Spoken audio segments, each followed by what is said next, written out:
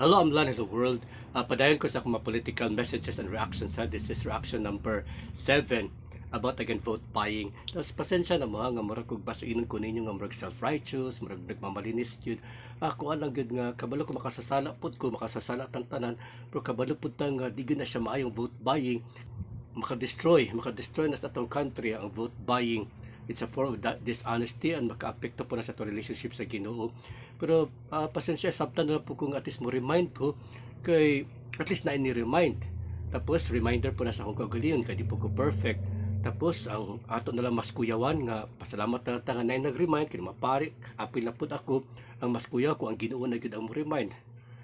Igo na tag maunsay maigo dia makatalagman kuyaw kaayo sama sa Naitabos Thailand. So dapat magmatngon ang ta, dapat sabton na pud ninyo nga ako nagpahimangno na po lang ako pagpahimangno kaninyo, pagpahimangno po na sa akong kagalingon. So appeal ko gani about vote buying. Nakadawat po kwarta binaw kamura na nagpadala na ako for my first time dagan kayo pag kayo ayun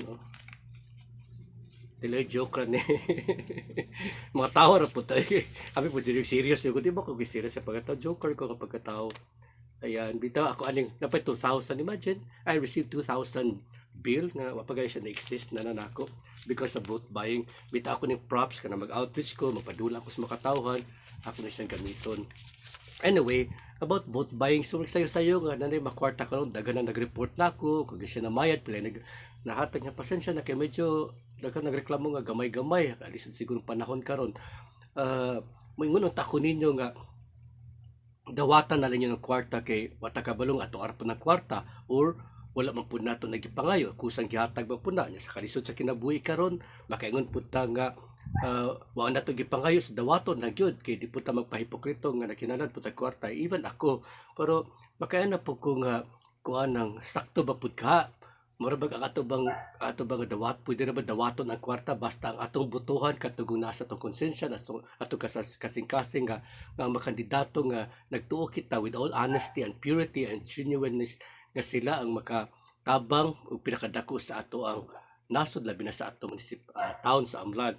So pero although ganan ko ma-advise ninyo dawatan ang kwarta tapos ayo butuhi ang base inyong konsensya na ayo dire somehow nanay sa to aling nene ba to nagmungtana sa kapari niya yan tubag lahi pud yan tubag nga murag supak sa ako ang gisuggest ninyo. So tanaw na to kanang video na pagpakatawa ra pa relax.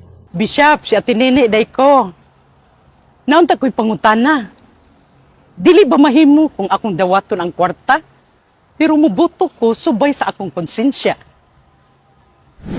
Ate Nene, ang pagdawat og kwarta gikan sa politiko or kandidato nga naninguha sa imong boto, dili maayo. Bisan pag mubuto ka subay sa imong konsensya. Ngano?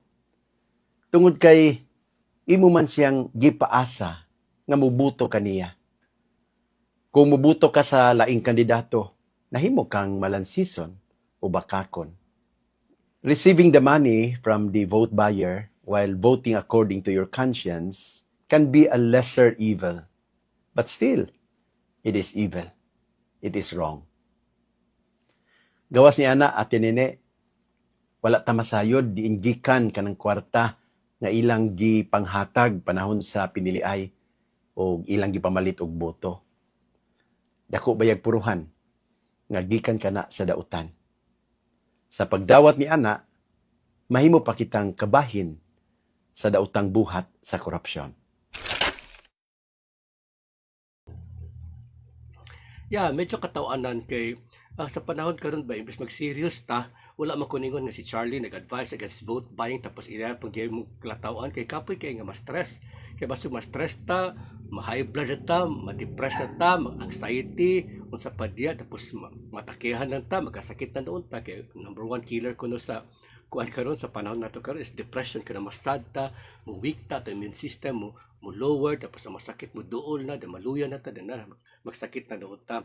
So nakanumdum ako na ko close friend parintin ako sa taga-Amlan pod dilan ako siya ibisto last year last election 3 years ago.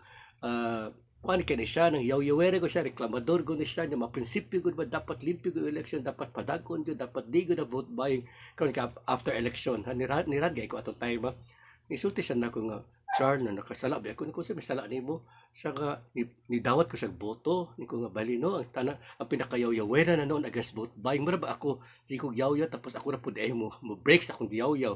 Wala ko mag-set og example sa inana na itabos na ako galingon na. Medyo na-konsensya siya. Ni ko nga, so, sabi, gibuhat ni mo. Sa man karon sa actually siya nang umpisal ko. So, si Father Bohol, good siguro to. Okay, siya may pare atong time up. Kapag ka ba yung pagkakatholic. Tapos na ito siya dito, dan ningon ko siya nga pare ng pasaylo ako, nakasala ako niya. So may masala na, dawat ko og vote money, kung gibalig akong boto. Sa unya, sabay, atong baton ka, minanan siya nga, pero father, okay naman siguro ko father, kay lain na akong giboto, kato nasa akong kasing-kasing yun. Ningon ang pare nga, di nagdoble na ni mo sala.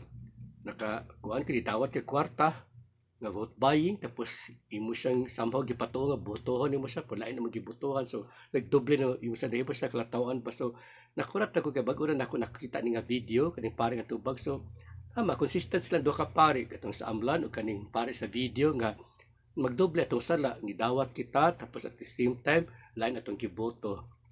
So pakatawa ra kini again para pud mag-enjoy na lang punta sa atong mga kasaypanan kay lisod nga. Di ba dyan mag-enjoy, lisod ba nga murag nakita na ito masayop, tapos mag-uol pa kita, mas stress na ta, nga nakansin na nota, pero kung seryosohon na to, og ponder, og dawat, og analyze, nga dili na siya may pag-vote by, para gusto ta mo as uswag, ang atong amlan, ang atong nasod, ang tagsa-tagsa ka pamilya, ang tagsa-tagsa ka tao na to, kinala magtinarong kita, magmadukon kita sa Ginoo, magmatumanon kita sa balaod sa Toyota. Imagine ka na din nag-vote by, imprisonment, and kuan po na ila mapriso sila na ila penalty, tapos kuan sila di na sila pwede mo run o di na sila pwede maka-occupy og office. So kamo nga nakadawat og bahandi kwarta sa bahandi, kamo nakadawat kabalo mo kinsa na sila, wala ra gyud sila nasakpan, pero makayo jud big imo report masakpan na sila, so preso sila unsa pa 6 months or depende, tapos kuha sila, disqualified sila, di na gyud sila ka-run o di gyud sila ka-occupy any position sa government. Katura, peace, God bless us on our election this coming Monday. Thank you. Vote wisely.